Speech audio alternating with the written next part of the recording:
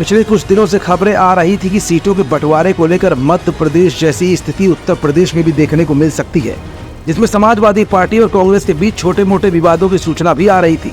लेकिन अचानक इंडिया गठबंधन के किस नेता ने एक ऐसा बड़ा फैसला कर लिया जिसकी वजह से इंडिया गठबंधन की बढ़ती एकता एक बार फिर पूरे एनडीए गठबंधन को हिलाकर रख देगी।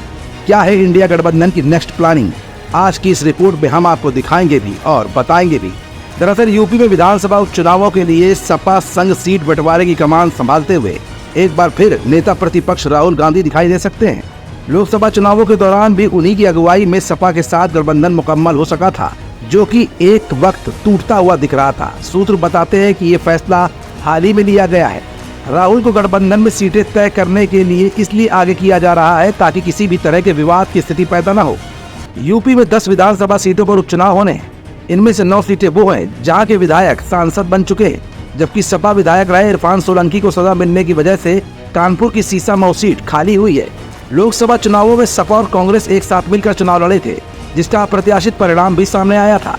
अब कांग्रेस और समाजवादी पार्टी दोनों ही चाहती है कि वो गठबंधन बरकरार रखें और उपचुनाव में भी सपा और कांग्रेस साथ मिलकर चुनावी मैदान में उतरें। लेकिन कांग्रेस और समाजवादी पार्टी की अति महत्वाकांक्षा इसमें रोड़ा बनती हुई दिख रही है। सूत्रों की माने तो उपचुनाव में कांग्रेस 3-4 सीटें चाहती है, जबकि समाजवादी पार्टी उसे 1 या 2 सीट से ज्यादा देने के मूड में नहीं है। यही नहीं, इसके एवज में वो महाराष्ट्र और हरियाणा में भी विधानसभा चुनावों के लिए अपनी सीटें चाहती है।